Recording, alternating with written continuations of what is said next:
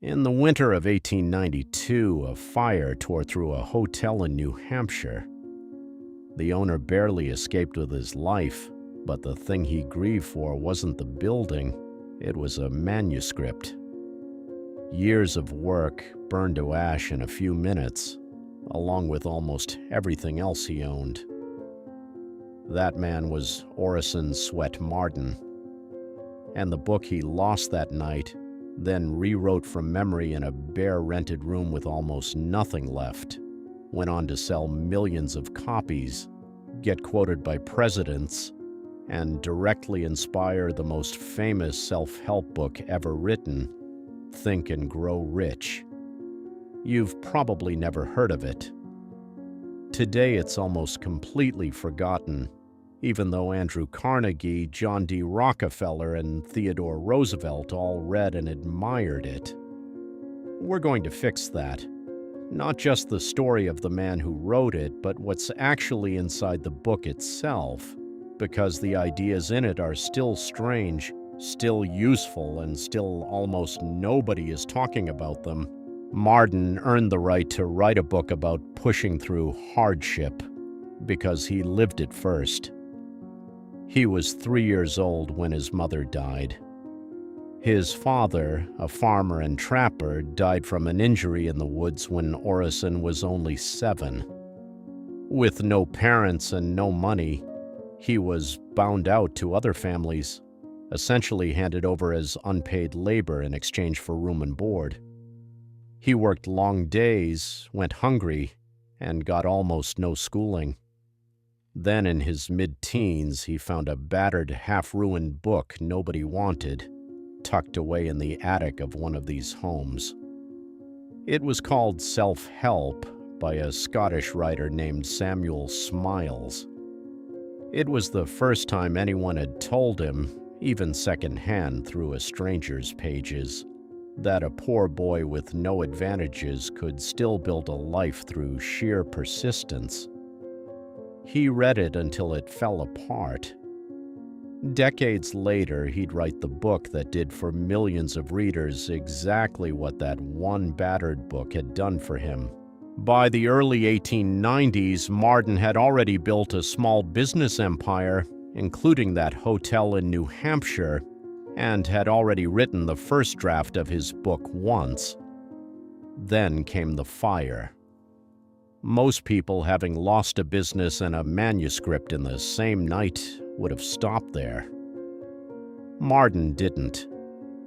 He took a train to Boston, rented the cheapest room he could find, and started writing the entire book over again from memory. That rewritten manuscript became Pushing to the Front, published in 1894. It became an instant bestseller, translated into multiple languages, used in schools as far away as Japan. Letters poured in from readers who said the book had talked them out of quitting school, out of giving up a business, out of abandoning a dream. That's our first real story from this book's own history, but it's really just the frame. Because the entire philosophy inside Pushing to the Front comes down to one uncomfortable claim. Most people who call themselves unlucky were actually just unprepared when their moment came. Before you can lift your circumstances, Marden argued, you first have to lift your thoughts about what you're capable of. The first chapter of the book, called The Man and the Opportunity, makes a claim that still sounds almost naive today. Opportunity isn't something rare that occasionally lands on the lucky. Marden believed every ordinary day was stacked with small openings most people walk straight past, because they're waiting for a bigger one that looks like opportunity is supposed to look. Weak men wait for opportunities, Marden wrote. Strong men make them. And then, to prove it, he tells one of the strangest true stories in the entire book. In Venice, a nobleman named Signor Faliero was hosting a lavish banquet. Just before the guests arrived, disaster struck the kitchen. The confectioner responsible for the elaborate centerpiece sculpture had ruined it completely. There was no time to fix it, and no one else to call. Then a kitchen scullion, the lowest job in the house, stepped forward. "If you will let me try," the boy said, "I think I can make something that will do." The head servant scoffed. Who was this nobody to fix what the professionals couldn't? But there was no other option, so they let him try. Within minutes, he had carved a crouching lion from a block of butter so lifelike that the head servant stared at it in disbelief. When the guests arrived, merchants, princes, skilled art critics among them, nobody asked about dinner. They asked who had sculpted the lion. The boy's name was Antonio Canova. A wealthy guest at that dinner offered, on the spot, to pay for him to study under the finest sculpting masters alive. He accepted, and he never went back to that kitchen. Canova went on to become one of the greatest sculptors in history. His marble work still sits in museums across Europe today. It started with a butter lion made under pressure by a boy nobody expected anything from. That's the whole first chapter of this book, compressed into one true story. The opportunity doesn't arrive labeled. It shows up disguised as a crisis at a moment when you happen to already be ready.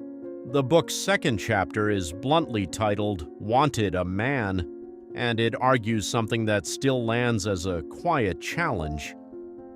The world isn't actually short on talent or money or clever systems. What it's chronically short on, Marden says, is character.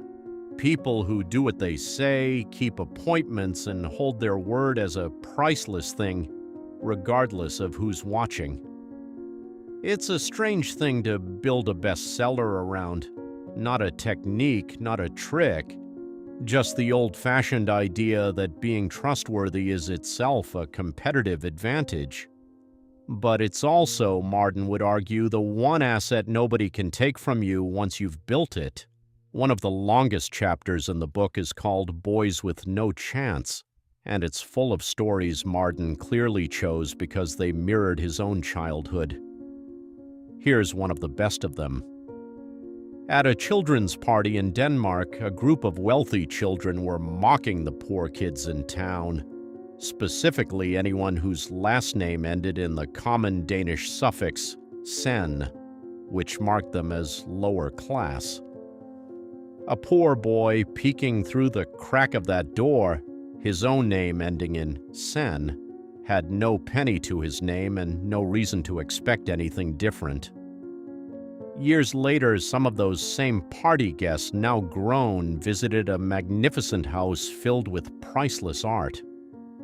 Its owner was the very boy who used to watch them through that door. He had become one of the greatest sculptors in Europe, Bertel Thorwaldsen. Marden's point stated plainly, the boys with no chance in that story were the ones who thought their last name settled the matter before they'd even tried. The book is full of dozens of figures like this, some famous, some almost unknown, all making the same argument from different angles. And that's exactly why, decades later, Napoleon Hill built an entire philosophy and an entire industry on the same foundation. If you've ever read Think and Grow Rich, or As a Man Thinketh, or honestly almost any modern success book, you've absorbed ideas that trace directly back to this nearly forgotten 1894 volume. It's doubtful any other book outside the Bible has been the turning point in more lives. That's not a modern marketing claim. That's a line from the book's own foreword, written in 1911. Here's the strange part. The book that convinced millions of people not to quit almost never existed. If Marden had walked away from that fire the way most people reasonably would have, none of this happens. No influence on Hill, No influence on the self-help tradition that followed. Just a man who lost everything twice. Instead, it's sitting almost untouched, free to read, in the public domain right now. And almost nobody has opened it in over a century.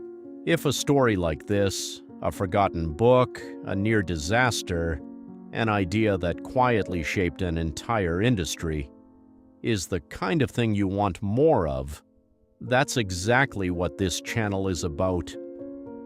Every video here takes a classic book almost nobody talks about anymore and finds what's actually worth knowing inside it. Subscribe if you want the next one, and tell me in the comments which forgotten book deserves this treatment next.